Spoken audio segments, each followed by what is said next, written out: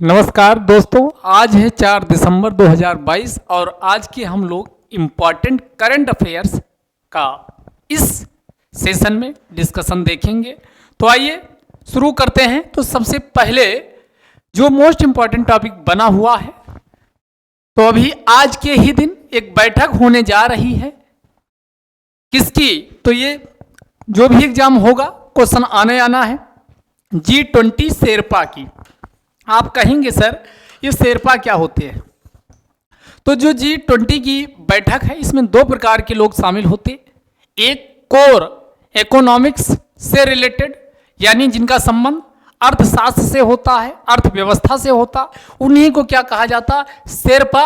और एक और होते हैं जिन्हें क्या कहा जाता? यानी सामान्य राजनीतिक प्रशासनिक गतिविधियों को देखते हैं। तो शेरपा का मतलब हुआ यानी आर्थिक गतिविधियों के लिए जो नियुक्त किए जाते बैठक के पहले, यानी माहौल बनाने के लिए, उसी को क्या कहा जाता? शेरपा। तो अभी शेरपा इसके कौन है? तो शेरपा अमिताभ कांत। पूछा जाए G20 की इस बार की शेरपा किसे बनाया गया? तो अमिताभ कांत को बनाया गया। तो ये पहली, चूंकि ये पहली बैठक होने जा रही है और ये 4 दिसंबर 2022 को, डेट भी याद रखिएगा, 4 दिसंबर 2022 को ये बैठक कहां होगी? ये उदयपुर के राजस्थान, यानी राजस्थान के उदयपुर में ये बैठक होने जा रही। इसकी अध्यक्षता कौन करेंगे? तो जो शेरपा नियुक्त किए जाते हैं उन्हीं के द्वारा अध्यक्षता की जाती। तो इस बार के शेरपा कौन? हमने पीछे भी कहा अमिताभ कांत को शेरपा बनाया गया। तो G20 शेरपा, ये G20 की बैठक नहीं है। G20 की बैठक से गलत आप कंफ्यूज मत हो जाइएगा, क्योंकि G20 की जो बैठक होगी वह नई दिल्ली में होगी। ये G20 शेरपा की पहली बैठक है जो राजस्थान के उदयपुर में होने जा रही, जिसकी अध्यक्षता कौन करने वाले हैं? तो हमने अभी कहा शेरपा अमिताभ कांत जी इसकी क्या करेंगे? अध्यक्षता करेंगे। इसमें कुल 19 प्रतिनिधि भाग लेंगे, जिनमें यूरोपियन यूनियन और विशेष रूप से आमंत्रित किए गए 9 देश भी पार्टिसिपेट करने वाले हैं। अब बात आती है कि G20, ये G20 की अभी हम पूरी बैकग्राउंड को भी हम समझेंगे कि आखिरकार G20 कब गठन हुआ। इससे क्वेश्चन आपके यूपीएससी प्रीलिम्स में और साथ मेंस में भी पूछे गए हैं और आगे भी पूछे जाते रहेंगे। तो ये मोस्ट इंपॉर्टेंट है ऑर्गेनाइजेशन की पॉइंट ऑफ व्यू से। अब हम बात करें भारत के द्वारा, आपने अभी ये चर्चा पर चर्चा का विषय भी बना हुआ था और हमारे मोदी, प्रधानमंत्री मोदी जी के द्वारा कहाँ G20 की बैठक में, यानी क्या की गई? बैठक में भी गए, यानी 2022 की जो बैठक हुई G20 की 2022 की जो बैठक हुई, ये 22 वाली कहाँ हुई? बाली, इंडोनेशिया। बाली, इंडोनेशिया में बैठकें की गई।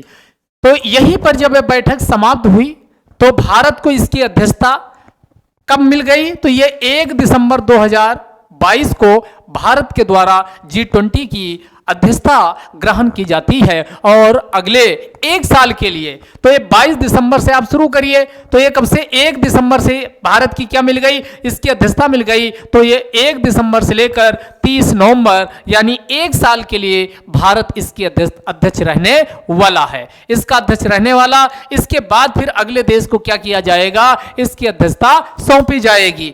अब ये G20 की बैठक, जो मेन बैठक है G20 की, ये कहाँ होगी? ये 2023 में होगी। G20 की मेन बैठक कहाँ होगी? तो G20 की मेन बैठक भारत के नई दिल्ली में होगी और 2023 में होगी, क्योंकि G20 की बैठक अगर 2022 वाली पूछेगा तो बाली, इंडोनेशिया में हुई। 21 वाली, इसके पिछली वाली कहाँ हुई थी? इटली के रोम में हुई थी। और 22 वाली बाली, इंडोनेशिया में हुई। और 23 वाली कहाँ? ये भारत में होने जा रही है। भारत इसका अध्यक्ष बनाया गया है। इसका अध्यक्ष कौन? भारत बनाया गया।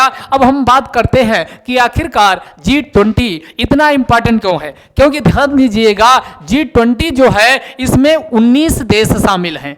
19 देश शामिल हैं और साथ में एक पूरा का पूरा जो क्षेत्रीय संगठन है जिसे यूरोपियन यूनियन के नाम से जाना जाता, तो यूरोपियन यूनियन, साथ में 19 देश से यानी 19 देशों को सम्मिलित करते हुए किसका G20 का निर्माण किया गया है। किसका निर्माण किया गया? G20 का। जो ये G20 था, पहले G20 नहीं था, ये पहले क्या था? G7 के रूप में कार्य करता था।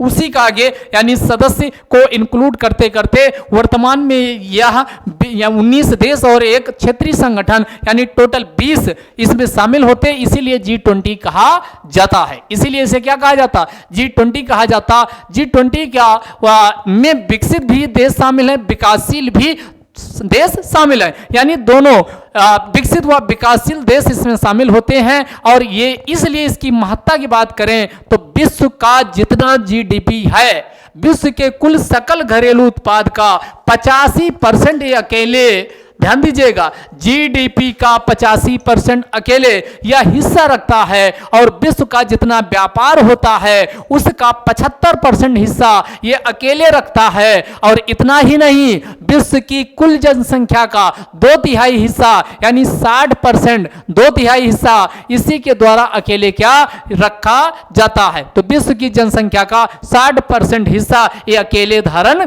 करता है।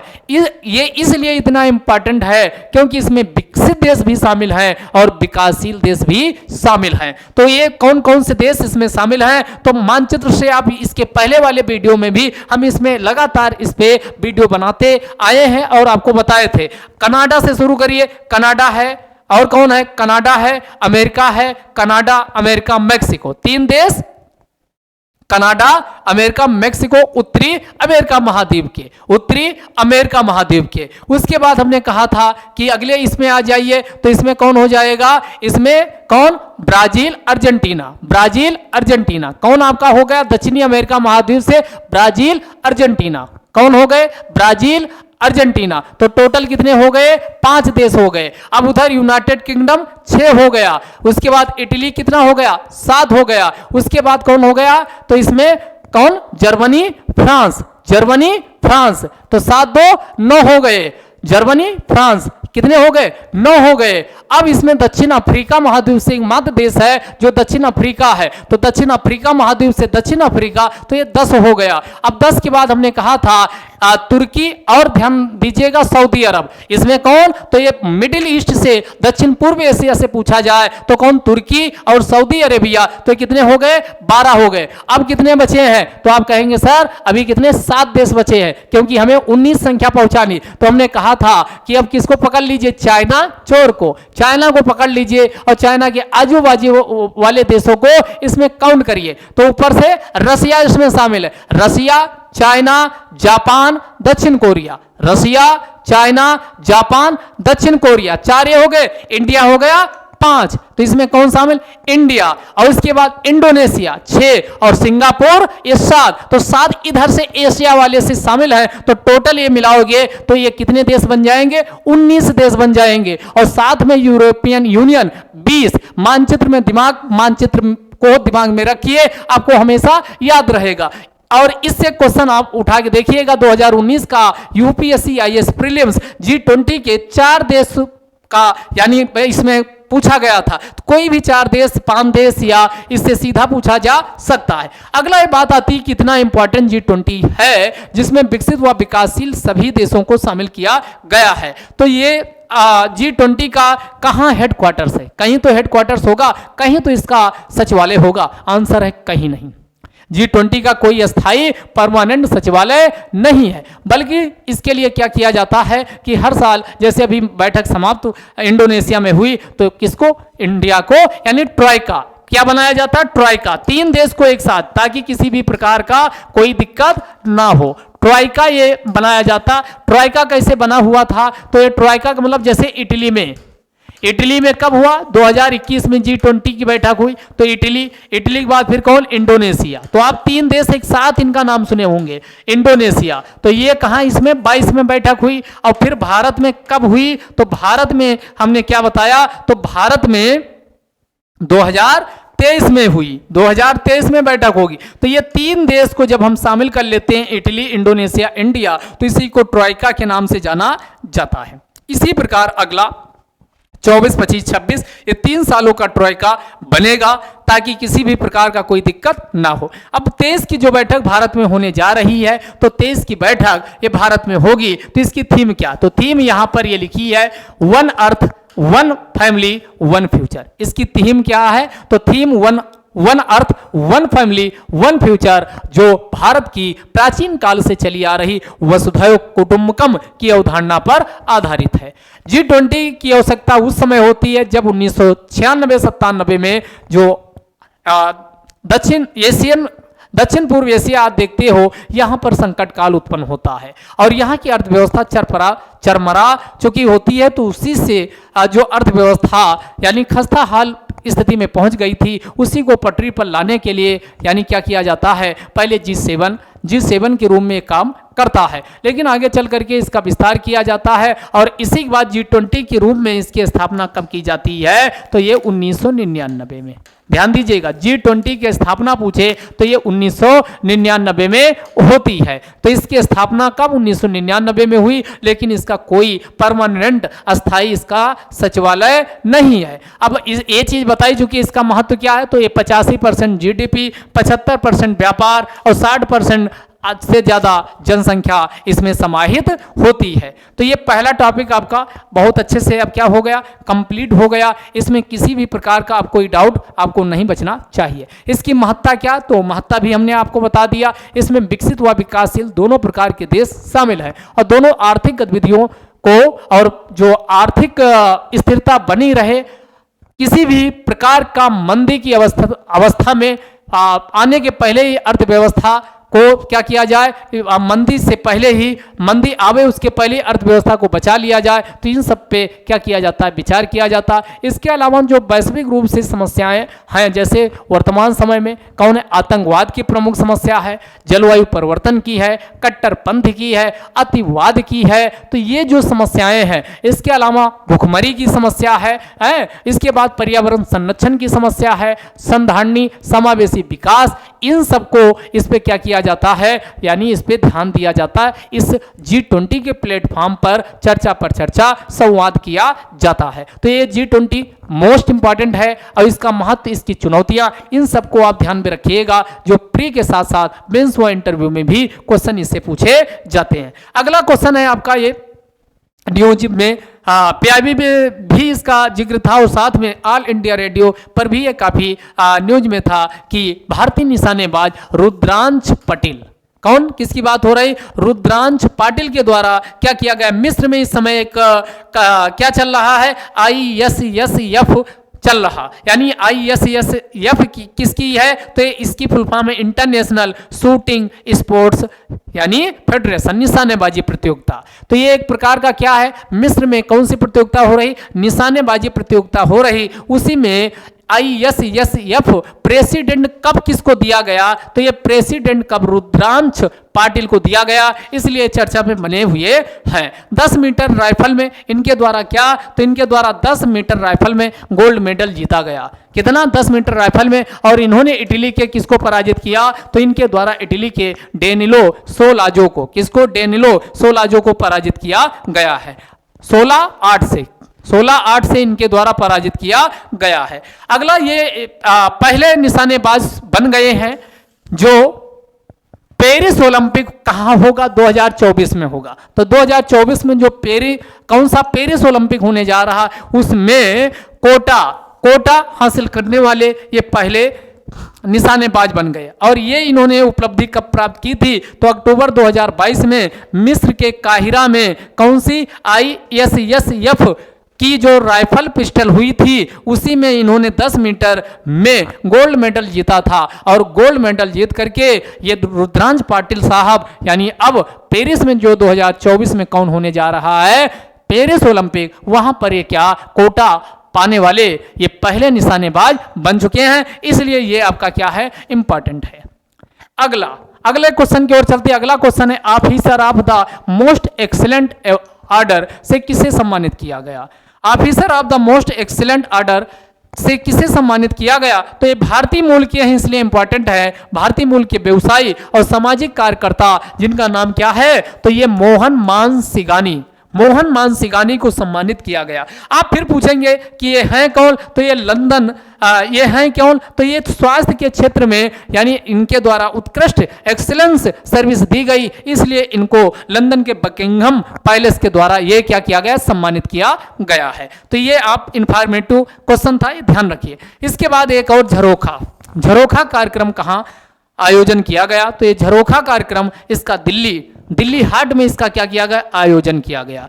ये किसके लिए है, तो जो पारंपरिक हस्तशिल्प, हथकरघा है या अन्य जो पारंपरिक कलाकार हैं वो अपना हुनर क्या करें, यानी हुनर उनका जो हुनर है वो और ज़्यादा क्या कर पाए, निखार पाए, इसी के लिए झरोखा दर्शन का उद्घाटन किया गया। तो इसमें हुनर की बात है तो मिनिस्ट्री ऑफ कल्चर और मिनिस्ट्री ऑफ टेक्सटाइल वस्त्र उद्योग दो इसमें आए। मिनिस्ट्री ऑफ कल्चर और मिनिस्ट्री ऑफ टेक्सटाइल दोनों के द्वारा मिलकर के झरोखा दर्शन यानी का किया गया। तो इसमें क्या हैंडीक्राफ्ट, हस्तशिल्प, हैंडलूम और आर्ट एंड वा कल्चर यानी जो भारत की कल्चर है उसको भी यहाँ पर दिखाया जाएगा। और ये इसका आयोजन कहाँ, दिल्ली हाट जो कहाँ है, INA नई दिल्ली में स्थित है। वहां पर ये 2 दिसंबर से लेकर के 15 दिसंबर के बीच इसका आयोजन किया जाएगा। तो ये भी आप ध्यान रखिएगा, पूछा जा सकता है। तो ये पॉइंट भी आप इस्तेमाल कर सकते हैं कि भारत अपनी जो पारंपरिक हस्तशिल्प उद्योग हैं उनको बचाने के लिए क्या प्रयास कर रहा है, तो उन प्रयासों में इसको आप बता सकते हैं। अगला इंफॉर्मेटिव क्वेश्चन की ओर चलते हैं। अगला, international conference on emerging trends in bioscience and chemical technology 2022, ये मोस्ट इंपॉर्टेंट है। इंटरनेशनल स्तर का है, दिल्ली के बाहर हो रहा है।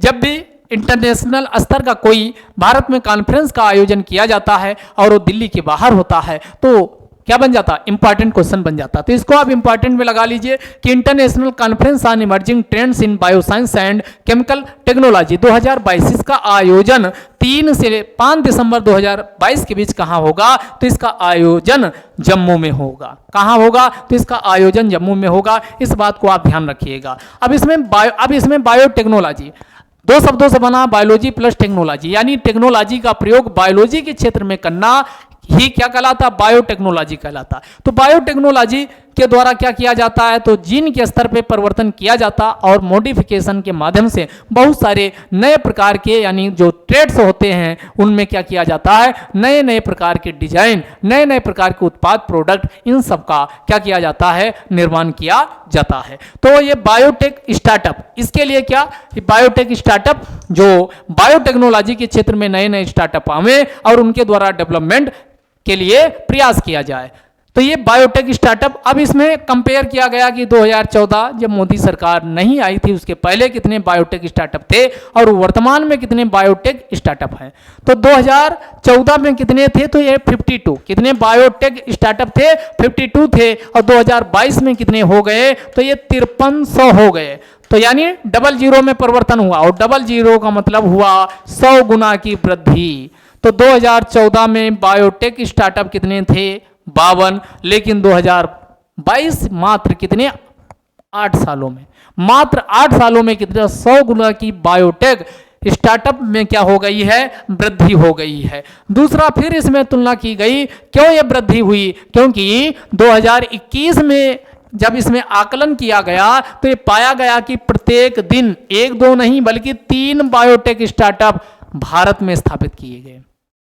3 बायोटेक स्टार्टअप हर दिन। तो आप मान लीजिए ये 360 ही ले लीजिए, इंटू 3 कर लीजिए, तो ये कितना हो जाएगा, 3 × 18 यानी 1080। तो 1 साल में हो गया कितना, 1 साल में इतना हो गया। तो 8 साल में लगभग कितना, 8000 के आसपास होना चाहिए। तो कितना, 100 गुना। तो किसी साल कम भी होगा, इसीलिए टोटल जो पहले कितने थे, तो पहले मात्र 52 थे और 8 सालों में इसकी वृद्धि हो करके कितने हो गए, 5300। तो ये प्रत्येक दिन कितने, तो ये 3 बायोटेक स्टार्टअप स्थापित किए गए। और 2021 में सबसे ज्यादा, तो 2021 में बायोटेक स्टार्टअप स्थापित किए गए भारत में 1128। कितनी संख्या, 1128 2021 में बायोटेक स्टार्टअप स्थापित किए गए हैं।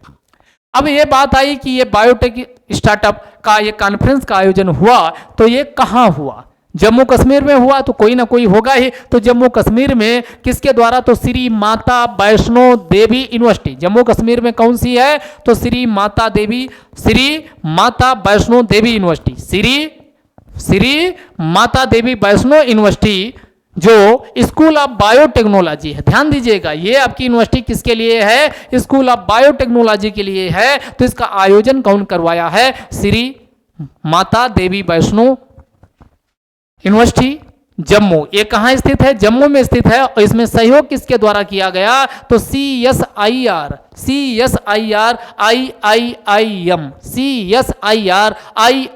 IIIM जम्मू ये सहयोग किया। और साथ में इसमें सहयोग किया है biotech university society of India. और किसके द्वारा? तो ये biotech research society of India, biotech research society of India के द्वारा इसमें सहयोग दिया गया है। बात क्लियर हुई? तो ये आपका क्लियर हो जानी चाहिए। अब इसमें कितना? तो ये कॉन्फ्रेंस का जो आयोजन हुआ इसमें 14 इंटरनेशनल यानी भागीदार थे, जिसमें कौन कौन? जो प्रमुख देश हैं, जैसे USA है जो बायोटेक स्टार्टअप में बहुत अच्छा कर रहा, साउथ कोरिया बहुत अच्छा कर रहा, ये है सिंगापुर है, ये Thailand, Argentina, Brazil, Mexico, Malaysia, Vietnam और साथ में ग्रीस व स्कॉटलैंड जैसे देश इसमें शुमार हुए हैं। इसमें पार्टिसिपेट किए तो 14 इसमें अंतर्राष्ट्रीय देश इसमें क्या है? पार्टिसिपेट किए हैं। अब इससे बायोटेक स्टार्टअप का इतना महत्व क्या है, क्यों हमें इसकी जरूरत है? तो ध्यान दीजिएगा, इसमें कहा गया इतने नहीं, बायोटेक स्टार्टअप जब सरकार आई इस पे ध्यान दी तो उसी का कहना है कि 2014 में 10 करोड़ का निवेश आता था, लेकिन 2022 में देख लीजिए कितने? 420 गुना यानी 4200 करोड़ रुपए का निवेश आया। 10 करोड़ से बढ़कर सीधे निवेश कितना 2022 में हो गया। तो इसमें कितने गुना की वृद्धि की गई? तो ये कितने गुना की? तो इसमें 42 कितना? ये लगभग 400 गुना की वृद्धि हो गई। कितने गुना की वृद्धि हो गई? लगभग 400 गुना की क्या हो गई है? इसमें वृद्धि हो गई है। तो 10 करोड़ इन्वेस्टमेंट 2014 में आता था और 2022 में 42 करोड़ का यानी क्या आया? निवेश आया। यानी कितनी वृद्धि हुई? तो इसमें कितनी वृद्धि हो गई? तो वृद्धि आप देख चुके हैं लगभग कितने गुना की वृद्धि? तो ये 400 गुना की। अगला है कि इसमें 25,000 से ज़्यादा, कितना? 25,000 से ज़्यादा जो उच्च स्तर के स्किल्ड जॉब्स होते हैं वो भी सृजित हुई है, जहां पर बहुत ज़्यादा कौशल की आवश्यकता होती। ऐसी नौकरियां सृजित हुई जहां बहुत ज़्यादा कौशल की आवश्यकता होती है। और इसके अंतर्गत जो बायोटेक इनक्यूबेटर्स थे 2014 में बहुत कम थे, पूरे भारत में 6 थे, लेकिन 2022 में 75 हो गए। देखो कितनी संख्या में बायोटेक इनक्यूबेटर्स 2014 में 6 थे और 2022 में 75 हो गए। यहां पर भी वृद्धि की गई। बायोटेक प्रोडक्ट जो निर्मित किए गए, बायोटेक प्रोडक्ट इनमें भी वृद्धि की गई। 2014 में 10 थे और 2022 में 700 से ज़्यादा क्या हो गई? इसमें वृद्धि। अब इसमें आप देख रहे हो, चाहे बायोटेक इनक्यूबेटर्स हो, निवेश हो या बायोटेक प्रोडक्ट हो, इसमें इतनी वृद्धि हुई। कुल मिला के जो टेक है, बायोटेक्नोलॉजी है, आखिरकार इसमें क्यों वृद्धि हुई? ये मेंस का टॉपिक है कि भारत में बायोटेक टेक्नोलॉजी या बायोटेक का क्षेत्र तेजी से उभर रहा है, कारणों सहित व्याख्या कीजिए। मेंस का क्वेश्चन आ सकता है। तो ये आखिरकार इतनी वृद्धि ये हुई क्यों है? उसके पीछे कौन से कारक जिम्मेदार हैं जो इतनी वृद्धि किए हैं? तो आइए जानते हैं। सबसे पहले इसमें भारत में जो जनसंख्या है, ये जनसंख्या में डाइवर्सिटी पाई जाती है। भारत में डाइवर्स पॉपुलेशन है, विभिन्न भाषा, धर्म, बोली, क्षेत्र, भूभाग इसमें बटी हुई है। तो बहुत ज़्यादा डाइवर्सिटी है। तो जब डाइवर्सिटी है तो जाहिर सी बात है उनमें हुनर भी अलग अलग टाइप का होता है, कुशल भी कौशल भी उच्च स्तर का पाया जाता है। तो पहला रीजन है कि भारत में बायोटेक में वृद्धि क्यों हुई, क्योंकि डाइवर्स पॉपुलेशन है और यहाँ पर भारत में जो जलवायु क्षेत्र हैं, आप ये जम्मू कश्मीर से शुरू करिए कन्याकुमारी, इधर गुजरात से शुरू करिए अरुणाचल प्रदेश तक जाइए, तो आपको भारत की जितनी डाइवर्सिटी पूरे विश्व में नहीं होगी उससे ज़्यादा भारत में डाइवर्सिटी आपको देखने को मिल जाएगी। इसीलिए तो भारत को विविधता वाला देश के नाम से जाना जाता है। तो भारत में डाइवर्सिटी बहुत ज़्यादा है, पॉपुलेशन के स्तर पे है। दूसरा, यहाँ पर जो जलवायु क्षेत्र है उनमें भी बहुत ज़्यादा डाइवर्सिटी पाई जाती। तो पहला कारक क्या हो गया, भारत में बायोटेक्नोलॉजी क्यों बहुत तेज़ी से ये क्षेत्र उभर रहा है, तो उसका पहला कारक हो गया भारत में डाइवर्स पॉपुलेशन है और डाइवर्स क्लाइमेटिक जोन यहाँ पर पाए जाते हैं। दूसरा, भारत में कौन, तो ये टैलेंटेड ह्यूमन कैपिटल पूल, यहाँ के लोगों में भर भर के कूट कूट के टैलेंट भरा हुआ है। आप गांव में देखोगे ऐसे बच्चे मिल जाएंगे जो नहीं बिल्कुल पढ़े लिखे, स्कूल नहीं गए, लेकिन उनके अंदर हुनर आप देख के हैरत आश्चर्यचकित हो सकते हो, आपको हैरान कर सकते हैं, ऐसे ऐसे उनके अंदर स्किल है। तो भारत क्या है, यानी एक टैलेंटेड ह्यूमन कैपिटल पूल है और इस टैलेंटेड ह्यूमन कैपिटल पूल को सरकार ने इसी को तो क्या किया, सही दिशा में लगाने का प्रयास किया और जब सही दिशा में प्रयास किया तो भारत का बायोटेक्नोलॉजी बहुत तेजी से बूस्ट हुआ। तो ये दूसरा कारक इसमें बताया गया कि भारत क्या है, Bharat talented human capital pool है। तीसरा इसमें बताया गया कि increasing efforts for ease of doing business in India. अभी तक क्या होता था, ease of doing business, Bharat में बिजनेस करना कठिन होता था, लेकिन सिंगल विंडो क्लियरेंस हुआ, बहुत सारी जो प्रोसीजरल प्रक्रियाएं होती थी, जटिलताएं होती थी, उनको कम किया गया। आसानी से क्या किया गया, लोग बायोटेक्नोलॉजी के क्षेत्र में रिसर्च एंड डेवलपमेंट करना चाहते हैं, वे उनका भारत सरकार न केवल स्वागत करती है बल्कि बहुत सारी उनके लिए क्या है, इंसेंटिव भी देने के लिए क्या है, तैयार है, प्रोडक्शन इंसेंटिव। तो ये भी क्या भारत सरकार के द्वारा दिया जा रहा। तो ये तीसरा कारक बताया गया कि ईज ऑफ डूइंग बिजनेस क्या हुआ, यानी इसमें वृद्धि हुई है। चौथा कारक बताया गया कि demand for the bio product is increasing continuously in India.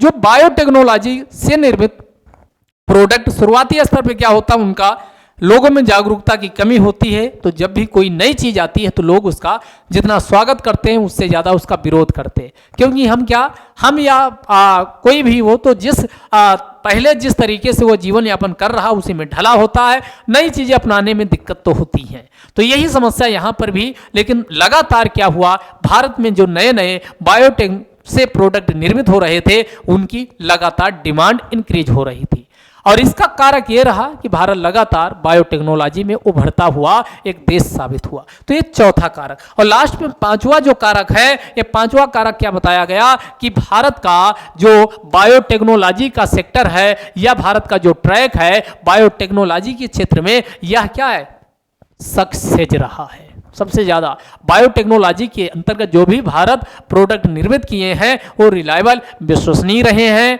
और साथ में भारत का जो ट्रैक अभी तक का रहा है बायोटेक्नोलॉजी के क्षेत्र में, यह काबिले तारीफ रहा है। क्यों काबिले तारीफ रहा, क्योंकि काफी हद तक ये सक्सेस रहा। तो इन 5 कारकों की वजह से भारत में क्या हुआ, बायोटेक्नोलॉजी क्षेत्र बहुत तेजी से उभरा है। तो ये आप अन्य कारक भी इसमें शामिल कर सकते। तो यहाँ पर हमने उन कारकों को उठाया है जो आपके प्रेस इंफॉर्मेशन ब्यूरो PIB में दिए हुए थे। यहाँ पर जो हम आपको कोई भी फैक्ट, कोई भी डेटा लेके आते हैं, ये हमारा खुद का नहीं होता, ये ऑफिशियल यानी क्या होता, डेटा डॉक्यूमेंट होता है जो प्रेस इंफॉर्मेशन ब्यूरो PTI या फिर अन्य जो आपके ऑल इंडिया रेडियो जैसे आपके न्यूज के जो सोर्स है वहां से कलेक्ट किया जाता है, या भारत सरकार की जो बहुत सारी ऑफिशियल साइट्स होती हैं वहां का भी बहुत सारा डेटा होता है। तो इसमें आपका किसी को भी इसमें कोई भी यानी ये डाउट किसी भी डेटा पे आपको अगर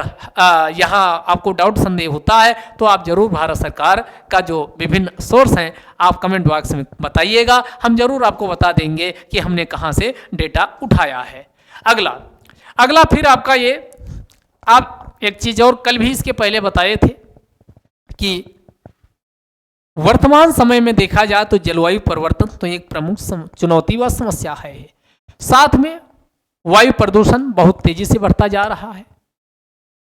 जल, वायु, सब कुछ हम प्रदूषित करते जा रहे हैं। तो इसी वायु प्रदूषण से निपटने के लिए और स्वच्छ वातावरण सबको मिल सके, तो इसके लिए भारत सरकार के द्वारा भी पंच तत्व, जिसे पंचाभूत के नाम से जाना जाता है, तो ये पंचाभूत पर अलग अलग भारत के शहरों में जागरूकता फैलाने के लिए क्या कर रही है, यानी एक क्या जन जागरूकता अभियान चला रही है। उसी में से एक अभी उड़ीसा में हुआ जो वायु पर आधारित है।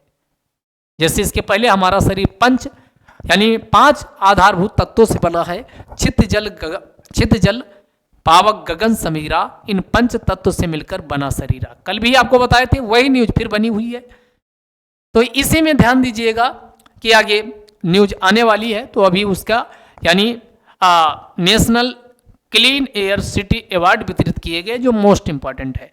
इसके ये तो है, लेकिन इसके पहले कल के ही न्यूज में हमने डिस्कस किया था कि 3 दिसंबर को जो अंतर्राष्ट्रीय स्तर पे विकलांगता दिवस मनाया जाता है, तो उसमें भी भारत पार्टिसिपेट करता है।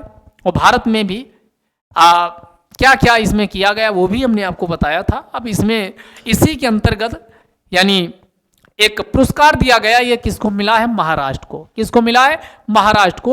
और महाराष्ट्र को किस लिए मिला है? तो ये national award for institutional empowerment 2022, और एक कैटेगरी है बाधा मुक्त वातावरण के सृजन में सर्वश्रेष्ठ राज्य।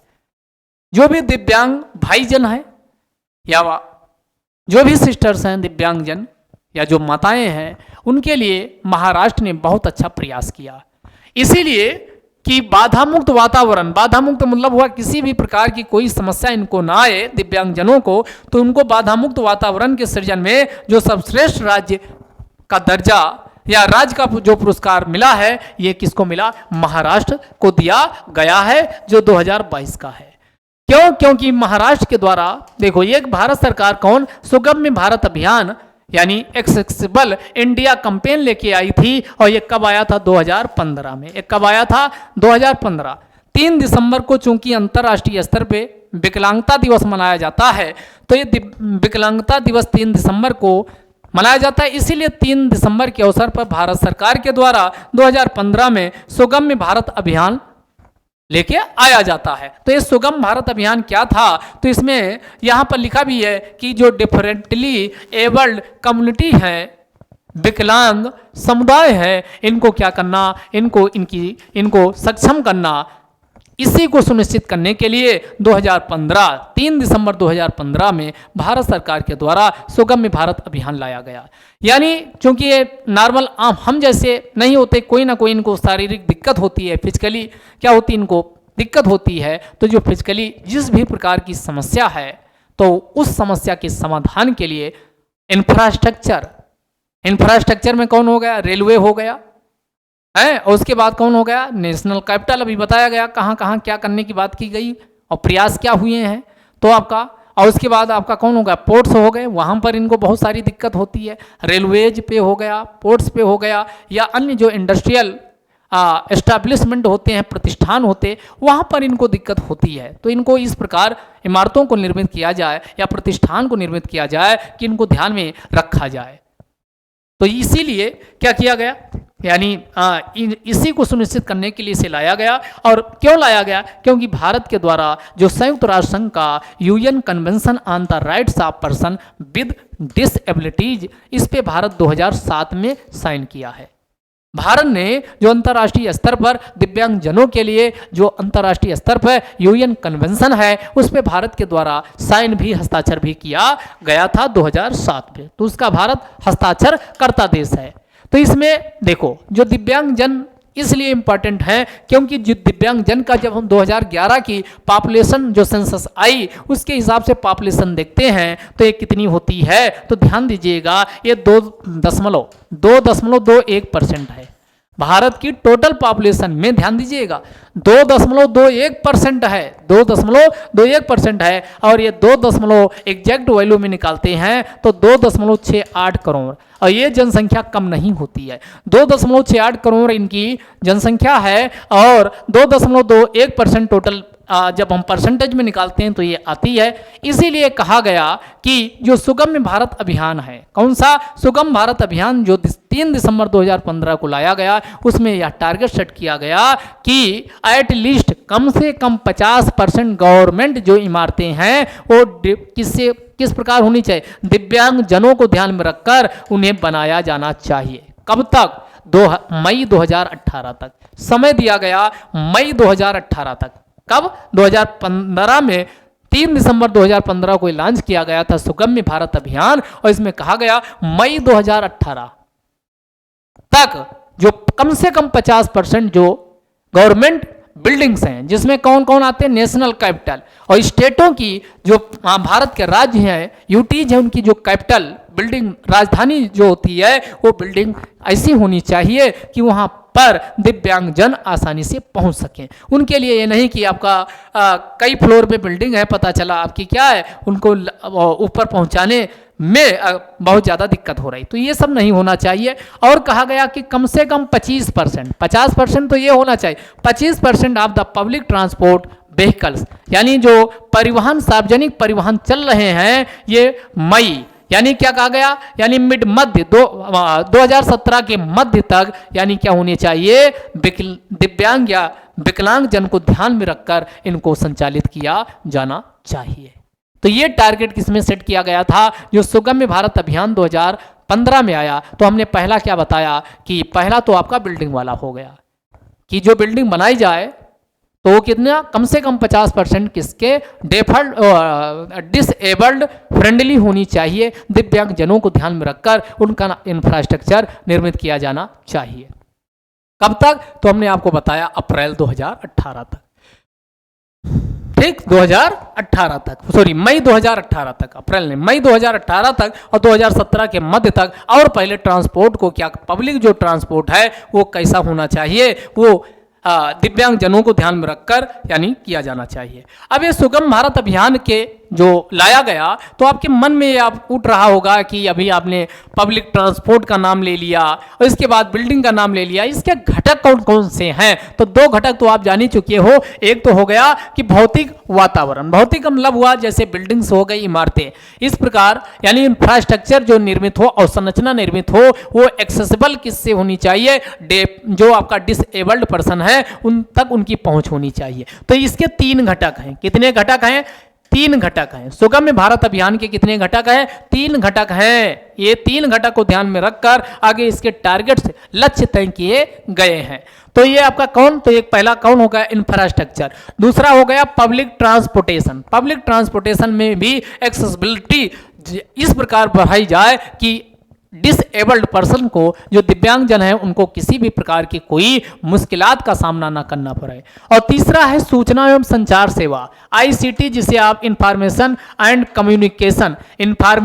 कम्युनिकेशन टेक्नोलॉजी, ICT आप बोलते हो। सूचना एवं संचार सेवाओं में भी उनकी पहुंच होनी चाहिए। जैसे आपका कोई टीवी है, अब कोई अंधा व्यक्ति कैसे समझ पाएगा क्या चल रहा क्या नहीं, तो उसके लिए भी यानी क्या होना चाहिए, इस प्रकार इंफ्रास्ट्रक्चर को बूस्ट किया जाए कि वो भी उसका फायदा उठा सके। तो ये आपका क्या हो गया, 3 इसके कंपोनेंट थे। एक फिजिकल इंफ्रास्ट्रक्चर यानी फिजिकल दुनिया, फिर डिजिटल दुनिया, ये डिजिटल टीवी हो, ये आपका अन्य जो ऑनलाइन डिजिटल इंडिया के कार्यक्रम है, सब इसमें आएंगे। तो आपका फिजिकल वर्ल्ड और ये आपका डिजिटल वर्ल्ड, 2 ये, और तीसरा पब्लिक ट्रांसपोर्ट। तो 3 प्रकार के कंपोनेंट इसमें क्या प्रमुख रूप से शामिल किए गए हैं। बात समझ में आई? तो इसके पहले संवैधानिक प्रावधान क्या किए गए दिव्यांगजनों के, ये भी आप ध्यान दीजिए, या सांविधिक। तो संसद के द्वारा इनके सशक्तिकरण के लिए यानी सबसे पहले कब, तो 1995 में दिव्यांगजन अधिनियम आया था। ये भी ध्यान रखिएगा, दिव्यांगजन अधिनियम। और जो ये 1995 का दिव्यांगजन अधिनियम आया, इसमें जो दिव्यांगजन की कैटेगरी कितनी थी, 7 थी। लेकिन 2016 में यानी 15 में तो ये अभियान चला, 2016 में जो ये यही अधिनियम था दिव्यांगजन अधिनियम, इसको क्या कर दिया गया, दिव्यांगजनों का अधिकार अधिनियम, इसको नाम परिवर्तित कर दिया गया राइट्स, यानी दिव्यांगजनों के अधिकार अधिनियम, दिव्यांगजनों के अधिकार अधिनियम में तब्दील कर दिया गया, और ये 2016 में आया। अब इसमें अधिकार ये कहा गया कि दिव्यांगजनों की कोई ये दया पात्र के वो आपके दया पात्र के नहीं है, दया पात्र उसको अपना नहीं मान सकते हो, यानी इनका ये अधिकार है, ये सब होना चाहिए, हमने उनके साथ बहुत गलत किया है। तो इसमें दिव्यांगता की जो ये 7 कैटेगरी थी इसको इंक्रीज करके क्या कर दिया गया, 21 कर दिया गया। तो अन्य बहुत सारी कैटेगरी को इसमें शामिल किया गया। दूसरा इनका रिजर्वेशन भी जो 2016 में आया, ये पहले यानी इसमें वृद्धि की गई, ये 4%, पहले शायद 3% था, इंक्रीज करके फिर ये कितना कर दिया गया, 4% रिजर्वेशन की बात इसमें 16 वाले में की गई। तो ये आपका टॉपिक भी, ये आपको इतना डिटेल में इसलिए बताए क्योंकि प्री मेंस दोनों में क्वेश्चन पूछा जाता है। अब पीसीएस का पेपर उठा के देखिएगा 2019 का, मेंस का उठा के देखिएगा, इतना आसान आपको क्वेश्चन वो लगेगा। सुगम्य भारत अभियान 1-2 नंबर में नहीं, शायद 12 नंबर में क्वेश्चन पूछा गया था। तो ये भारत के जो स्कीम होती हैं तो वो आपकी क्या एग्जाम में हमेशा पूछी जाती है, प्री मेंस इंटरव्यू तीनों में। अब अगला ध्यान से समझिएगा कि सुप्रीम कोर्ट में अभी ये पहली बार तो नहीं हुआ, वैसे तीसरी बार है, लेकिन ये कहा जाए महिला सशक्तिकरण का आपको एग्जाम्पल देना हो कि हर दिशा में महिलाओं को सशक्त करने के लिए यानी प्रयास किए जा रहे हैं। तो सुप्रीम कोर्ट यानी न्यायपालिका में पहली बार हुआ कि चीफ जस्टिस ऑफ इंडिया जो इस समय कौन, DY चंद्रचूड़ हैं। कौन है, DY चंद्रचूड़, DY चंद्रचूड़ के द्वारा कौन, तो ये अब ध्यान दीजिएगा कौन, तो ये इस समय मैट्रिमोनियल डिस्प्यूट्स और जो बेल मैटर्स हैं, जमानत से मुद्दे हैं, इसको सुनने के लिए एक क्या की गई, all women bench. All women bench आप कहेंगे ये क्या होती, तो ऐसी बेंच जो जिसमें कोई पुरुष कैंडिडेट शामिल नहीं होता, सभी के सभी महिला शामिल होती हैं, तो उसी को ऑल वुमेन बेंच के नाम से जाना जाता है। तो ये सुप्रीम कोर्ट में गठन हुआ और तीसरी बेंच ये बन गई जो इस प्रकार की, इसके पहले 2013 में, इसके पहले भी पहली बार कब, 2013 में ऑल वुमेन मेंबर की क्या बनी थी, सुप्रीम कोर्ट में बेंच का गठन किया गया था। अब सुप्रीम कोर्ट व अन्य क्षेत्रों में यानी न्यायपालिका के क्षेत्र में महिला पे कोई भी निबंध आए या कोई क्वेश्चन आए तो वहां पर ये डेटा अब आपको जो यहाँ देने जा रहे हैं उसको आप इस्तेमाल कर सकते हो। क्या स्थिति है, तो अगर हम सुप्रीम कोर्ट की ही बात कर लेते हैं, सुप्रीम कोर्ट में महिला न्यायाधीशों की, अगर सुप्रीम कोर्ट में महिला न्यायाधीशों की बात करते हैं तो मात्र अब तक 1947 में भारत आज़ाद हुआ, तब से लेकर अब तक जब हम टोटल काउंटिंग करते हैं तो 11 ऐसी महिलाएं जो न्यायाधीश बनी, मुख्य न्यायाधीश एक भी नहीं, ध्यान दीजिएगा, अभी तक मुख्य न्यायाधीश कोई भी महिला नहीं बनी। यानी सुप्रीम कोर्ट में कितनी, 11 मात्र ऐसी महिलाएं हैं जो सुप्रीम कोर्ट में न्यायाधीश बनी हैं। इसके अलावा हाई कोर्ट का टोटल स्ट्रेंथ कितना है, तो ये 677, 6777, 25 हाई कोर्ट है, 25 हाई कोर्टों में टोटल जो स्ट्रेंथ है 677 है, लेकिन अभी तक जो सुप्रीम हाई कोर्ट में न्यायाधीश बनी है वो मात्र 81, कितनी, 81 महिलाएं हैं। तो पहला डेटा हमने क्या बताया, 11, सुप्रीम कोर्ट में 11 और यहाँ हाई कोर्ट में 81, हाई कोर्ट में 81, हाई कोर्ट में 81 और कितने में, 25 हाई कोर्ट में, और कितना टोटल स्ट्रेंथ है 677, 677 न्यायाधीशों में से मात्र 81 हाई कोर्ट में क्या बनी, न्यायाधीश या मुख्य न्यायाधीश बनी है। अगर हम लायर्स की बात करें, यानी लायर्स कितने हैं, महिलाएं कितनी लायर्स हैं, तो लायर्स में 15% महिला, लायर्स में 15, और बार काउंसिल में बात करते तो यहाँ की स्थिति सबसे खराब है। यहां पर इनका रिप्रेजेंटेशन सबसे बुरा है, बार काउंसिल में मात्र 2%, लायर्स में फिर 15% है, वो भी बहुत ज़्यादा नहीं है क्योंकि 50% इनकी पॉपुलेशन है और उसमें भी लगभग 50%, तो उसमें भी 15% लायर्स और बार काउंसिल में मात्र 2%। तो इस डेटा का आप इस्तेमाल कर सकते हो। तो ये जहाँ जहाँ भी आपको ज़रूरत लगे वहाँ पर आप इसमें इस्तेमाल कर सकते हो। जब भी महिला सशक्तिकरण पर टॉपिक आए तो न्यायपालिका में महिलाओं की स्थिति क्या है, तो वहाँ बताइए कि सुप्रीम कोर्ट में जब से भारत आज़ाद हुआ अब तक मात्र 11 महिलाएं न्यायाधीश, हाई कोर्ट में 677 स्ट्रेंथ और कितनी 81 बन रही है न्यायाधीश या मुख्य न्यायाधीश। उसके बाद फिर आपका लायर्स मात्र 15%, बार काउंसिल में उससे भी सबसे बुरी कंडीशन, उनका प्रतिनिधित्व मात्र 2%। तो ये महिला सशक्तिकरण के लिए बहुत कुछ किए जाने की क्या है, अभी जरूरत है। बहुत सारे ऐसे एरिया हैं जहां भी अभी महिलाओं की पहुंच क्या है, उनका प्रतिनिधित्व बहुत कम है। अगला फिर आपका ये इंपॉर्टेंट है यूएनडीपी, जिसे फुल फॉर्म क्या, United Nations United Nations development programme, United Nations development programme, ये इसकी क्या है, फुल फॉर्म है। इसके द्वारा अभी एक रिपोर्ट जारी की गई, तो ये जो रिपोर्ट जारी की जाती है तो इसके शीर्षक आपके एग्जाम में पूछे जाते हैं। क्या पूछे जाते हैं? इसके जो किस शीर्षक से रिपोर्ट जारी की गई, तो ये रिपोर्ट का शीर्षक है turning the tide on the international displacement a development approach to solution. ये यूएनडीपी की है, जिसे संयुक्त राष्ट्र विकास कार्यक्रम के नाम से जाना जाता। इसके द्वारा जो रिपोर्ट जारी की गई, इसके कुछ चीजें इसमें बताई। देखो, दो तरीके से विस्थापन होता है, डिस्प्लेसमेंट होता है।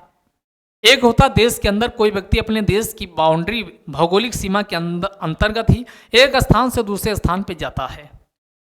जैसे यूक्रेन में या भारत में भी मान लो कि कोई आपका चेन्नई का व्यक्ति वहाँ से, वहाँ फ्लड आ गई, एक प्राकृतिक तरीके से आपदा आती है, और एक मानव के द्वारा ऐसी राजनीतिक या ऐसे कहर बरपाए जाते हैं कि विवश हो जाता है आदमी वहाँ से विस्थापन करने के लिए। आगे दिल्ली में कोई व्यक्ति रह रहा, तो ये कहलाता आंतरिक विस्थापन। लेकिन यहाँ पर इतनी यहाँ पर कट्टरता, इतना कुछ कर दिया जाए, इतनी समस्या उत्पन्न कर दिया जाए कि कोई भारत को छोड़ करके किसी दूसरे देश में चला जाता है। जैसे आपका भारत को पार करके म्यांमार या एशियान के देशों में पहुंच जाता, तो वो होता इंटरनेशनल डिस्प्लेसमेंट। तो यहाँ जो रिपोर्ट आई है, ये देश के अंदर की ही है कि देश के अंदर एक भाग से दूसरे भाग में जो लोग विस्थापित हुए हैं वो बहुत ज़्यादा हुए हैं। ठीक, पूरे विश्व की ये रिपोर्ट है। तो इसमें अब बात समझ में आ चुकी होगी। तो ये पहली बार हुआ है कि यह संख्या 100 मिलियन, एक दो नहीं, 100 मिलियन को पार कर गई। आंतरिक रूप से विस्थापित इंटरनली डिस्प्लेसमेंट होने वाले लोगों की संख्या 100 मिलियन को पार कर गई है। तो 100 मिलियन को ये 2022 का डेटा है। तो इसमें 100 मिलियन को पार की गई, और अपने मन से नहीं, इनको जबरदस्ती इनको क्या किया गया, फोर्सफुली डिस्प्लेस्ड किया गया, विस्थापित किया गया। आप कहेंगे सर ये बताइए कि जो जबरदस्ती, ये फोर्सफुली विस्थापन क्या होता है? जब किसी को अपने स्वैच्छिक रूप से नहीं जाना चाह रहा था, गैर स्वैच्छिक रूप से या जोर जबरदस्ती से उसे क्या एक स्थान को जहां वो पहले से रह रहा उसको छोड़ने के लिए विवश कर दिया जाए, तो उसी को क्या कहा जाता है? इसी को कहा जाता है कौन? फोर्सफुली डिस्प्लेसमेंट, जबरदस्ती विस्थापन। तो ये जबरदस्ती विस्थापन हुआ है, और ये 100 मिलियन से ज़्यादा लोग 2022 में इस प्रकार विस्थापित हुए हैं। कौन कौन से कारक रहे हैं? ये पूरे विश्व का, तो विश्व में रशिया यूक्रेन आप देख रहे हो युद्ध चल रहा, तो उसकी वजह से ये आगे कहा गया कि यही चलता रहा। तो आपका कितना, ये 6.5 मिलियन पीपुल इससे क्या हुए, अनुमान लगाया गया, इससे क्या हुए हैं, विस्थापित हुए हैं। रसिया यूक्रेन वार की वजह से 6.5 मिलियन लोग क्या हैं, यानी ये जबरदस्ती विस्थापित हुए हैं। दूसरा 2050 तक, आगे रिपोर्ट बताती है कि अगर ये 2050 तक क्लाइमेट चेंज, जलवायु परिवर्तन से नहीं निपटा गया, इस पे ध्यान नहीं दिया गया, तो क्या होंगे, 216 मिलियन से ज़्यादा लोग विस्थापित होंगे। अपने ही देशों में लोग जलवायु परिवर्तन की वजह से, जो आप कहेंगे इतना ज़्यादा ये कैसे हो सकता, तो बिल्कुल संभव, क्योंकि तटीय एरिया जो समुद्र के किनारे शहर हैं उनके डूबने का इतना खतरा बढ़ता जा रहा, क्योंकि लगातार ग्लेशियर पिघल रहे हैं। पिघलने की वजह से फिर क्या होगा, ये विस्थापित होंगे, और इनकी संख्या कितनी, 216 मिलियन से ज़्यादा 2050 तक पहुँचने वाली है, ये यूएनडीपी की रिपोर्ट कहती है। अगला जो प्रमुख कारक आगे बन के निकलने वाला है, डिजास्टर रिलेटेड इंटरनल डिस्प्लेसमेंट सबसे ज़्यादा प्रभावित किया है 2021 में। लगभग 130 से ज़्यादा देश आपदाएं आई हैं, जैसे भूकंप, सुनामी, ज्वालामुखी, उद्गार, ओलावृष्टि, अतिवृष्टि। इन सब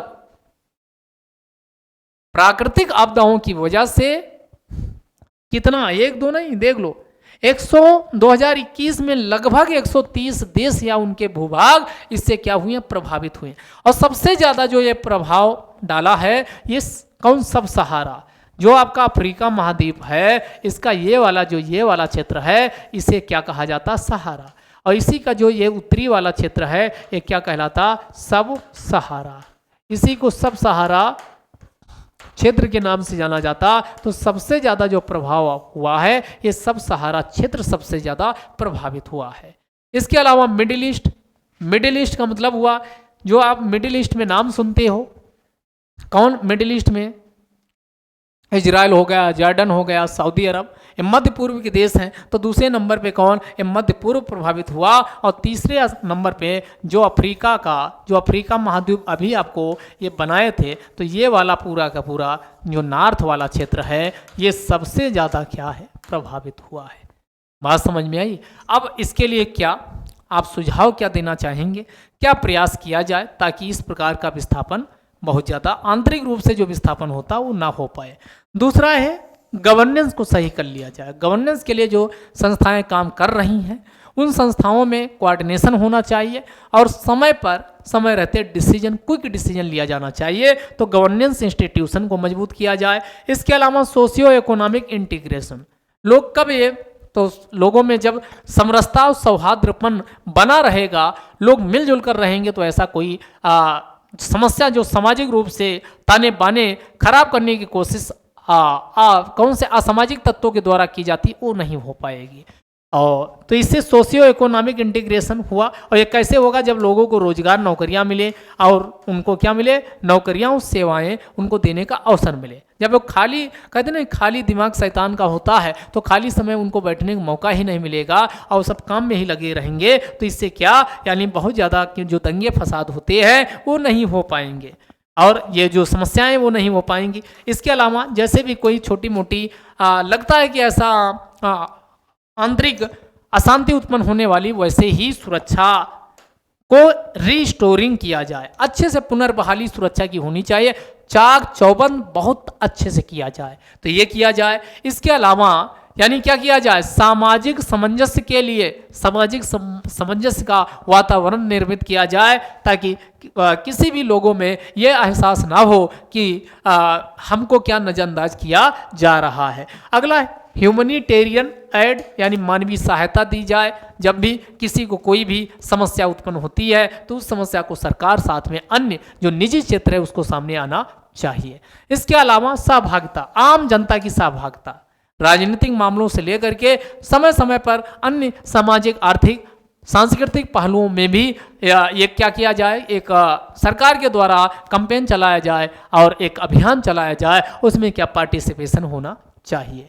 और ये पार्टिसिपेशन इस आधार पे होना चाहिए कि equal access to rights and basic services, जो सरकार के द्वारा सर्विसेज दी जा रही हैं उसमें किसी को भी नज़रअंदाज नहीं किया जाए, किसी को नहीं लगना चाहिए कि उसे नज़रअंदाज किया जा रहा है। अगर ये सब किया जाता है तो ये आपका क्या होगा? जो इंटरनली डिस्प्लेसमेंट होता है जरूर कम होगा।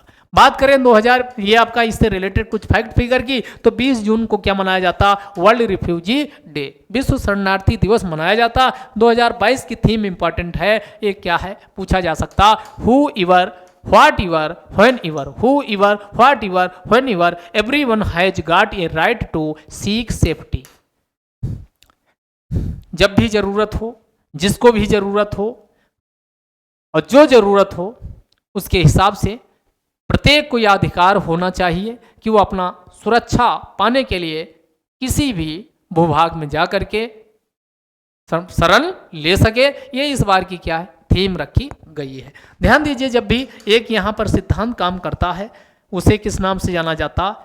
तो उसे इनफाउलमेंट, इनफाउल, कौन सा? इनफाउलमेंट के नाम से जाना जाता है। ये भी इनफाउलमेंट का सिद्धांत ये कहता है कि मान लो कोई यूक्रेन से फंसा, वहाँ यूक्रेन से भाग करके कोई व्यक्ति भारत में शरण लेके आया है और शरणार्थी जीवन भारत में व्यतीत कर रहा है, तो भारत के द्वारा जोर जबरदस्ती करके उसे भारत से तब तक नहीं निकाला जा सकता जब तक कि यूक्रेन में सामान्य स्थिति नहीं हो जाती है। और इसी सिद्धांत को क्या कहा जाता? इनफाउलमेंट प्रिंसिपल के नाम से जाना जाता है। इसी को इनफाउलमेंट सिद्धांत के नाम से जाना जाता। तो इनफाउलमेंट सिद्धांत भी आपकी समझ में आ चुका होगा। और इनफाउलमेंट सिद्धांत लागू कौन करवाता है? तो ये लागू करवाता है United Nations human rights commission. कौन सा? तो UNHRC, human United Nations human rights commission. UNHCR अलग है, ह्यूमन राइट्स कमिश्नर अलग है, और ये आपका UNHRC है, ये अलग है। वो आपका आयुक्त है, उसकी स्थापना 2006 में हुई, लेकिन ये कौन है? संयुक्त राष्ट्र मानवाधिकार आयोग है। ये मानवाधिकार आयोग की स्थापना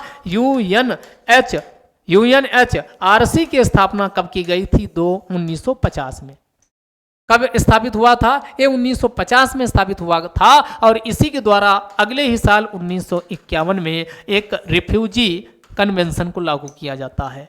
तो रिफ्यूजी शरणार्थियों से संबंधित एक कन्वेंशन भी लागू किया गया 1951 में, और इसके कुछ समय बाद 1967 में प्रोटोकॉल, शरणार्थियों से संबंधित प्रोटोकॉल भी लाया गया है। लेकिन ध्यान रखिएगा, भारत 1951, 1951 और 1967 का जो ये प्रोटोकॉल और कौन कन्वेंशन और प्रोटोकॉल है, इस पे भारत हस्ताक्षर नहीं किया हुआ है। ये यहाँ गलती मत कर दीजिएगा, इस पे भारत क्या है? हस्ताक्षर नहीं किया हुआ है। अगला चलते हैं। अगला फिर आपकी एक और रिपोर्ट अभी जारी की गई, ये भारत के लिए क्या है? एक अच्छा संदेश देके गई है। क्या रिपोर्ट है? Migration and development brief. कौन सी रिपोर्ट है? माइग्रेशन एंड डेवलपमेंट ब्रीफ, और ये विश्व बैंक के द्वारा ये रिपोर्ट निकाली गई। तो पहले यही पूछेगा, माइग्रेशन एंड डेवलपमेंट ब्रीफ नामक रिपोर्ट किसने निकाला है? तो ये विश्व बैंक के द्वारा ये रिपोर्ट जारी की गई। किसके द्वारा? विश्व बैंक के द्वारा जारी की गई, और इसमें कहा गया जो रिमिटेंस का मतलब जो NRI हैं या भारत के लोग हैं जो भारत के बाहर दूसरे देशों में रोजगार के उद्देश्य से पैसा कमाने वहां गए हैं, उनके द्वारा जो पैसा भेजा जाता है, इसी को क्या कहा जाता है? रिमिटेंस, और हिंदी में इसी को प्रेषण के नाम से जाना जाता। और 2022 में टोटल पैसा जो भेजा गया, ये 100 बिलियन US$ भेजा गया। कितना भेजा गया? 100 बिलियन US$ भेजा गया। तो ये अमाउंट भी आप ध्यान रखिएगा, 100 बिलियन US$ भेजा गया, और 2021 से हम तुलना करते हैं तो ये कितना था? 89.4। कितना? 89.4 बिलियन US$ भेजा गया था, जो कितनी ग्रोथ दर्शाता है? 12% ग्रोथ दर्शाता है। कितना? 12% ग्रोथ दर्शाता है। और ये पैसा जो भारत का डायस्पोरा है, भारत का डायस्पोरा जो भारत के बाहर विभिन्न देशों में फैला हुआ है, ये कितना? 35 मिलियन। कितना? 35 मिलियन, लगभग 35 मिलियन, यानी भारतीय डायस्पोरा जो विभिन्न देशों में फैला, उसके द्वारा जो पैसा भेजा गया वो कितना? 2022 में कितना पहुंच गया? 100 बिलियन US$ पहुंच गया, जो 2021 की तुलना में 89.4 बिलियन की तुलना में ये 12% की ग्रोथ को दर्शाता है। लेकिन जब हम GDP से इसका तुलना करते हैं तो केवल ये कितना है? भारत की GDP में 3% हिस्सा रखता है। तो इसे यानी क्या है? और ज्यादा भारत को इस क्षेत्र में बहुत कुछ किए जाने की जरूरत है। अब रिमिटेंस जो पैसा आता है, इसका प्रभाव क्या पड़ता है? तो इसके दो प्रभाव हैं, एक पॉजिटिव एक नेगेटिव, दोनों ये आपका पूछा जा सकता। तो इससे इन्वेस्टमेंट, भारत में इन्वेस्टमेंट का ज्यादा मौका मिलता है, इन्वेस्टमेंट ज्यादा बढ़ता है। फॉरेन करेंसी, यानी भारत, चूंकि भारत के बाहर तो विदेशी मुद्रा डॉलर इत्यादि भारत को ज्यादा प्राप्त होता। जब ये ज्यादा प्राप्त होगा तो भारत का जो चालू खाता घाटा है, राजकोषीय घाटा है, इस पे भी प्रभाव पड़ता, ये भी कम होता। अगला जो अर्थव्यवस्था में अस्थिरता यानी इकोनॉमिक वोलाटिलिटी रहती है, तो वो भी क्या होती है? उसको भी अस्थिरता से भी निपट सकते, क्योंकि भारत के पास पर्याप्त मात्रा में डॉलर के रूप में यानी मुद्रा होती है। इसके अलावा इंपोर्ट माने होता है, देखो, आयात का मतलब हुआ अपना सामान किसी दूसरे देश में भेजना, आयात कहलाता है। क्या कहलाता है? सॉरी, आयात का मतलब हुआ मंगाना। जब आप किसी दूसरे देश से कोई सामान मंगाते हो तो उसे आयात कहा जाता है। अपना सामान दूसरे देश में भेजते हो तो उसको क्या बोलते हैं? उसे एक्सपोर्ट यानी निर्यात। तो इससे आयात भी क्या होता? आयात बढ़ता है। इससे क्या? आयात बढ़ता। तो ये तो हो गए सकारात्मक। नकारात्मक में जब आप करेंसी चेंज करते हो, यानी डॉलर है, डॉलर को इंडियन करेंसी में चेंज करोगे तो करेंसी एक्सचेंज रेट, बहुत सारा पैसा आपको क्या, यानी भारत में अगर वो रोजगार करते तो आपका जो एक्सचेंज विनिमय दर है ये भी आपकी क्या ज़्यादा होती है, और बहुत सारा पैसा आपको एक्सचेंज डॉलर को रुपया कन्वर्ट करने में फर्जी चला जाता है। तो ये इसका नकारात्मक पहलू है। दूसरा, लेबर सप्लाई। जब भारत का लेबर सप्लाई किसी दूसरे देश में रोजगार करने चला जाता तो भारत में क्या हो जाता है? लेबर सप्लाई घट जाता। भारत में लेबर सप्लाई क्या हो जाता? ऑटोमेटिक घट जाता है। दूसरा, एक्सपोर्ट कम्पिटिटिवनेस। एक्सपोर्ट कॉम्पिटिटिवनेस का मतलब हुआ निर्यात प्रतिस्पर्धा, प्रतिस्पर्धा ये भी क्या हो जाती है, ये भी कम हो जाती है। निर्यात प्रतिस्पर्धा भी क्या हो जाती, कम हो जाती है। निर्यात का मतलब हुआ कि जब आप अपने देश का यानी यहाँ एक्सपोर्ट कॉम्पिटिटिवनेस, निर्यात प्रतिस्पर्धा, भारत में जब कोई काम करने वाला ही नहीं रहेगा तो यहाँ पर यानी प्रतिस्पर्धा क्या होगी, ज़्यादा लोग दूसरे देश में जा करके रहेंगे तो यहाँ पर लोगों की संख्या कम, काम करने वाले, और जैसे जैसे संख्या कम होती है वैसे वैसे भारत में प्रतिस्पर्धा, जो निर्यात प्रतिस्पर्धा है ये भी कम हो जाती है। अगला प्राइस लेवल, यानी इसमें बहुत सारा वीजा और अन्य बहुत सारी प्रोसेस से होकर गुजरना होता है दूसरे देशों में काम करने के लिए, तो इससे भी क्या होता है, भारत में जो प्राइस है वो भी बहुत ज़्यादा मूल्य में क्या आता, मूल्य वृद्धि हो जाती है। अगला टॉपिक फिर इंपॉर्टेंट है, कौन है, ये आपका है नेशनल स्टैटिस्टिक्स कमीशन, जिसे हिंदी में क्या बोलते हैं, राष्ट्रीय सांख्यिकी आयोग। अभी इसलिए चर्चा में क्योंकि इसके अध्यक्ष अभी जो बनाए गए हैं वो कौन ये बनाए गए, तो ये नामित किया गया राजीव लक्ष्मण करेंदीकर को।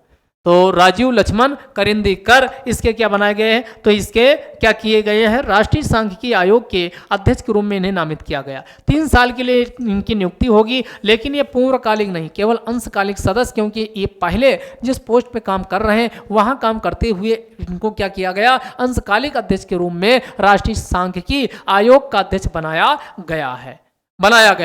अब हम बात करें कि ये इनका इतना क्यों ये महत्व दिया गया, क्योंकि आप जो चुनाव होते हैं, चुनाव के बाद जो पब्लिक को आप देखते हो जनमत सर्वे करवाया जाता, फिर दिखाया जाता पोल में कौन जीत रहा कौन हार रहा, जो ये टेक्निक्स विकसित की गई ये इन्हीं के द्वारा विकसित की गई है। बात करें यहाँ राष्ट्रीय सांख्यिकी आयोग की, तो इसकी स्थापना 1 जून 2015 को कहाँ की गई थी, तो इसकी स्थापना नई दिल्ली में स्थापित की गई थी। अब कुछ और इन्फॉर्मेटिव क्वेश्चन की बात करते हैं, तो ये आपकी है STEM की सुपर, यानी आपकी साइंस हो गई, आपकी कौन हो गई, तो इसमें आपका इंजीनियरिंग हो गई, तो ये आपका STEM जो है मैथमेटिक्स हो गई, तो ये आपका STEF जिसे स्टेम के नाम से जाना जाता, तो इसकी सुपर स्टार में 3 भारतीय मूल की महिला, ये भारतीय मूल की महिला है उसको शामिल किया गया, और ये ऑस्ट्रेलिया में हुआ, जब ऑस्ट्रेलिया में हुआ, जब किसी दूसरे देश में इस प्रकार का कोई प्रयास किया जाता है तो जाहिर सी बात है कि वहाँ वो क्वेश्चन आपके लिए इंपॉर्टेंट हो जाता। नाम जान लीजिए, सुश्री काडियाला, दूसरा सुश्री बाबू रामनी और मुखर्जी, ये 3 महिलाएं हैं जिसको इसमें शामिल किया गया है। अगला विजय हजारे ट्रॉफी, इसका फाइनल हो चुका, विजय हजारे जो मैच हो रहा था और इसका फाइनल किसने जीता, सौराष्ट्र ने महाराष्ट्र को इसमें हरा दिया। कितने, 5 विकेट से। कितने विकेट से हराया है, 5 विकेट से पराजित किया गया। जब पराजित किया तो लास्ट में final of the best player किसको दिया गया, तो ये सौराष्ट्र के ही टीम के कौन, शेल्डन जैक्सन को दिया गया। और आपका प्लेयर ऑफ द टूर्नामेंट ये ऋतुराज गायकवाड़ ने बहुत अच्छा किया। तो ये कहाँ के, तो ये आपका कहाँ के थे, तो ये महाराष्ट्र, जो महाराष्ट्र वाली टीम, याद ध्यान दीजिएगा, सौराष्ट्र वाली गुजरात की टीम है, ध्यान दीजिएगा। तो ये प्लेयर ऑफ द टूर्नामेंट है कहाँ, ऋतुराज गायकवाड़ को दिया गया। सर्वाधिक रन इसमें किसने बनाया था, तो एन जगदीशन जो तमिलनाडु से संबंधित है। अगला सर्वाधिक चौके और सर्वाधिक रन व सर्वाधिक चौके किसके नाम है, तो एन जगदीशन, तो इनको चुना गया। सर्वाधिक छक्के के रूप में किसको, तो ऋतुराज गायकवाड़, सर्वाधिक छक्के, और ये आपका वर्ल्ड रिकॉर्ड भी इनके द्वारा बनाया गया था, तो उसमें भी ध्यान रखिएगा, सर्वाधिक छक्के, और इसीलिए इनको प्लेयर ऑफ द टूर्नामेंट भी क्या किया गया, चुना गया। लेकिन सर्वाधिक रन व चौके कौन लगाए, एन जगदीशन के द्वारा। सर्वाधिक विकेट किसके द्वारा लिया गया, तो वासुकी कौशिक के द्वारा सर्वाधिक क्या विकेट लिया गया। अगला भारत के द्वारा दिसंबर 2022, ध्यान दीजिएगा, दिसंबर 2022 के लिए संयुक्त राष्ट्र सुरक्षा परिषद, जिसे यूनाइटेड नेशंस सिक्योरिटी काउंसिल के नाम से जाना जाता है, की अध्यक्षता कौन, ये भारत अब 1 महीने के लिए इसका अध्यक्ष रहने वाला। ठीक, भारत क्या 1 महीने के लिए इसका अध्यक्ष, तो इसकी अध्यक्षता भारत के द्वारा दिसंबर में यानी ये ग्रहण कर ली गई। क्या ये पहली बार हुआ है, यानी ये दूसरी बार होगा कि इसका क्या 1 महीने वाला अध्यक्ष बनेगा, क्योंकि भारत कब 1 साल के, तो ये इसके 2 साल के लिए चुना गया। कब, तो ये आपका चुना गया था भारत कौन, तो ये 1 जनवरी, भारत 1 जनवरी 2021 से लेकर के, और कब, तो ये आपका 31 दिसंबर 2022 2022 तक। इसका क्या, 2 साल के लिए जो अस्थायी मेंबर चुना गया था, कौन सा मेंबर, अस्थायी सदस्य चुना गया था, तो इसके पहले अगस्त 2021 में भी यह 1 मंथ के लिए संयुक्त राष्ट्र संघ की जो सुरक्षा परिषद है उसका अध्यक्ष रह चुका है। ये फिर से हुआ, सेकंड टाइम हुआ है कि फिर से दिसंबर 2022 में ये दूसरी बार संयुक्त राष्ट्र सुरक्षा परिषद का अस्थायी सदस्य रहने वाला। संयुक्त राष्ट्र सुरक्षा परिषद की बात करें तो इसमें भारत 1-2 बार नहीं बल्कि कितनी 8 बार सदस्य चुना जा चुका है। कितनी, अस्थायी सदस्य 8 बार। अस्थायी सदस्य कितनी बार चुना जा चुका, तो 8 बार अस्थायी सदस्य चुना जा चुका है। कब, 1950 में चुना गया, 1967 में, 1972 में, 1977 में, 1984 में, 1991, 2011 और लास्ट 2021 में चुना गया था। बात समझ में। अब बात करें हम सुरक्षा परिषद की, ये भी ध्यान रखिए जो यूनाइटेड नेशंस सिक्योरिटी काउंसिल है, इसमें टोटल 15 मेंबर शामिल होते हैं, जिनमें से यानी 5 + 10 बांटा गया है। 5 जो होते हैं परमानेंट अस्थायी सदस्य इन्हें कहा जाता है। क्या कहा जाता, अस्थायी सदस्य कहा जाता है। 5 ये फिक्स है। तो इसमें कौन है, अमेरिका है, इसमें कौन है, इसमें फ्रांस है, इसमें कौन है, फ्रांस है, इसमें कौन, चाइना चोर है, इसमें कौन है, यूएसए है, फ्रांस है, चाइना चोर है, और कौन है, यूनाइटेड किंगडम है, और कौन है, रशिया। ये 5 देश हैं। इन 5 देशों को क्या मिला, वीटो पावर। इन्हीं को वीटो पावर यानी एक भी इसका कोई सदस्य किसी भी प्रस्ताव पर वीटो कर सकता है, उसको रोक सकता है। इसके अलावा जो 10 अन्य सदस्य हैं विभिन्न महाद्वीपों से अलग अलग लिए जाते हैं। तो ये कितने, 3 साल, ये कितने साल के लिए, सॉरी 2 साल के लिए। कितना, 2 साल के लिए। इसीलिए आप 21-22 देखोगे भारत 2 साल के लिए। तो जब भी एग्जाम में कन्फ्यूजन हो तो कोई एग्जाम्पल ध्यान रखिए, कब भारत चुना, तो ये 2 साल के लिए चुने जाते हैं। कितने साल के लिए, ये प्रत्येक 2 साल के लिए कितने चुने जाते हैं, 10 अस्थायी। इन्हीं को क्या कहा जाता है, अस्थायी सदस्य कहा जाता है। अस्थायी सदस्य के नाम से जाना जाता है, इनका चुनाव होता है। तो ये भारत ये चर्चा में है, तो ये आप ध्यान रखिएगा, एक क्वेश्चन पूछा जा सकता है। अगला फिर है अग्नि योद्धाभ्यास। अग्नि योद्धाभ्यास का ये 12वां संस्करण का क्या किया गया, आयोजन किया गया। तो ये पूछेगा कि अग्नि योद्धाभ्यास किन के बीच होता है, किन के बीच होता है, तो ये भारत व सिंगापुर, भारत व सिंगापुर के बीच जो अग्नि योद्धाभ्यास हुआ, इसका 12वां संस्करण हुआ। ये इस बार भारत में हुआ है। और भारत में कहाँ हुआ, देवलाली। ये देवलाली वही है, देवलाली से दानापुर भारत की पहली किसान ट्रेन चली थी। किसान ट्रेन जो भारत में पहली किसान ट्रेन चली थी, ये देवलाली, वही देवलाली महाराष्ट्र का है। और यहाँ पर है फील्ड फायरिंग रेंज। यहाँ का फील्ड फायरिंग रेंज में क्या किया गया, 13 नवंबर से लेकर के 30 नवंबर 2022 के बीच क्या किया गया, अग्नि योद्धा का अभ्यास किया गया। और इसमें एक ये काफी चर्चा में रहा, कंप्यूटर वार गेम, यानी कंप्यूटर के माध्यम से कैसे युद्ध हो सकता है, उससे कैसे निपटा जाए, इन सब पे भी इसमें हुआ। और बहुत सारे इसमें क्या किया गया, यानी जो चुनौतियां उभरने वाली हैं उस पर एक्सरसाइज की गई। अगला अभ्यास सुदर्शन प्रहार। अभ्यास सुदर्शन प्रहार ये 2022 भारतीय सेना के द्वारा, ये भारतीय सेना का ही एक कोर है जिसे सुदर्शन चक्र कोर के नाम से जाना जाता। किस नाम से जाना जाता, सुदर्शन चक्र कोर के नाम से जाना जाता, जो कहाँ, राजस्थान। राजस्थान में इसका अभ्यास सुदर्शन प्रहार का आयोजन हुआ है। ध्यान रखिए, भारतीय सेना के सुदर्शन चक्र कोर के द्वारा।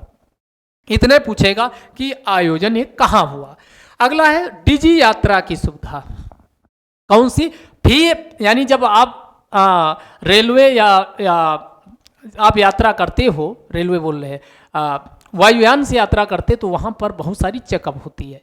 अब आप जब जाओ और सीधे आपका फेस दे करके आपको पहचान लिया जाए कि आप सही आदमी हो, आपको ही, यानी बहुत ज़्यादा आपके डॉक्यूमेंट हो ये सब न चेक हो, तो यही आपका क्या कहा जाता है, इसी को फेस रिकॉग्निशन टेक्नोलॉजी। तो इसमें फेस रिकॉग्निशन का ही प्रयोग करते हुए किससे लाया गया, डिजी यात्रा।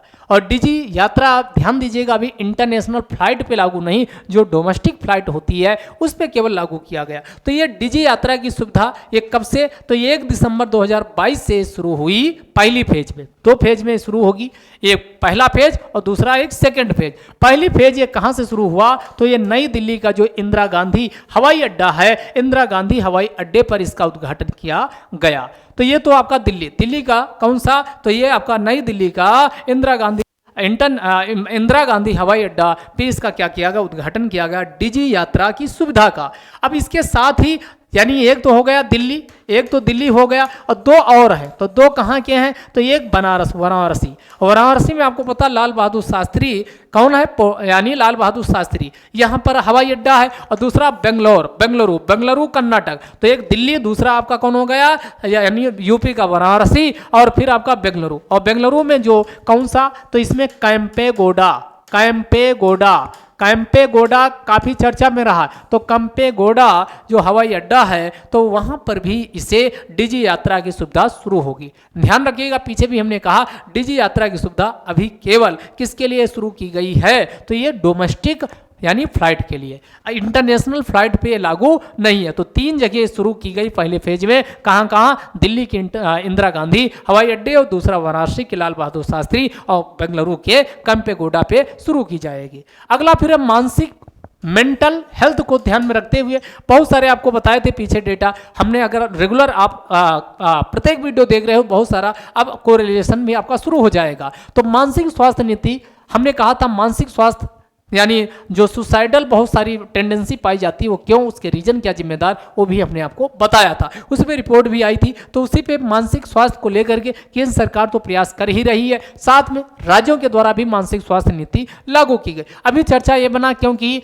कहाँ की मेघालय के जो कैबिनेट के द्वारा क्या कर दिया गया, यानी ये अपनी मंजूरी दे दी गई और इस प्रकार जो मेघालय है ये तीसरा राज्य बन गया जो कौन सी मानसिक स्वास्थ्य नीति को लेके आया। इसके पहले केरला और कर्नाटक के द्वारा मानसिक स्वास्थ्य नीति को लागू किया जा चुका है। अगला फिर है आपका इंटरनेशनल, अगला कौन है इंटरनेशनल कौन, इंटरनेशनल लुसोफोन महोत्सव, ये 30 से लेकर 6 दिसंबर 2022 के बीच कहाँ, गोवा में आयोजित किया गया। गोवा में। आप पूछेंगे लुसोफोन है कहाँ, तो ऐसे जो कभी पुर्तगालियों के गुलाम थे और वहाँ पर पुर्तगाली आज भी बोली जाती है, तो उसी को ध्यान में रखते हुए क्या किया जाता, लुसोफोन उत्सव मनाया जाता है। तो ये किसके द्वारा भारत में, तो विदेश मंत्रालय, मिनिस्ट्री ऑफ एक्सटर्नल, इसके बाद जो CCRT है, उसके द्वारा, गोवा सरकार के द्वारा इसे मनाया गया है। अगला है राष्ट्रीय प्रदूषण नियंत्रण दिवस। ये कब, तो ये 2 दिसंबर को मनाया जाता है। क्यों मनाया जाता है, क्योंकि 2 और 3 दिसंबर यानी जो रात्रि का समय है आपको क्या कर देगा, सुन करके आपके रोंगटे खड़े कर देगा। क्योंकि 1984 की बात है, भोपाल गैस त्रासदी, ये आप कैसे भूल सकते हैं, ये भोपाल गैस त्रासदी घटित हुई थी। यानी यहाँ पर एक यूनियन कार्बाइड थी, यूनियन कार्बाइड। इस यूनियन कार्बाइड से कौन सी गैस, तो मिथाइल आइसोसाइनेट, ये पूछा भी जाता, मिथाइल आइसोसाइनेट, इसका रिसाव हो गया और फिर काफी संख्या में क्या हुई, लोग इसमें मृत्यु के घाट उतरे। तो ये आपका क्या हो गया, राष्ट्रीय प्रदूषण नियंत्रण दिवस कब, तो ये 2 दिसंबर को मनाया जाता है। क्यों मनाया जाता, क्योंकि यहाँ पर आपका क्या है, यानी 2 से 3 दिसंबर 1984 को भोपाल गैस त्रासदी घटित हुई थी। बात समझ में आई।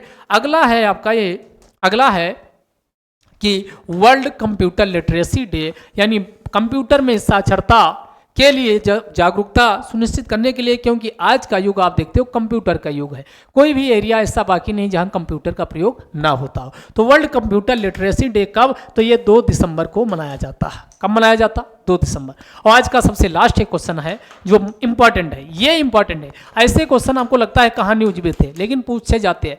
National clean air city award, national clean air यानी जो वायु प्रदूषण बहुत ज़्यादा फैल रहा उसके रोकने के लिए जो प्रयास किए गए उसमें अवार्ड दिया गया। तो ये national clean air city award 2022 से दिया गया। तो इसमें ध्यान दीजिएगा, जो 3 कैटेगरी बनाई गई, एक 10 लाख से ऊपर वाली, एक 3 से 10 लाख वाली और एक कितनी 3 लाख से कम वाली। तो इसमें जो 10 लाख से ऊपर वाली कैटेगरी में अवार्ड दिया गया, ये अवार्ड लखनऊ ने जीता है। क्यों, क्योंकि लखनऊ के द्वारा जो पार्टिकुलेट मैटर 10 होता है। बहुत ज़्यादा इसमें क्या किया, 31% की इसमें कमी कर दिया है। तो लखनऊ में PM10 की 31% की कटौती हुई और ये 2019-20 की तुलना में 2020-21 में कितनी, ये 31% की कटौती जो लखनऊ किया है 2019-20 की तुलना में 2021 में।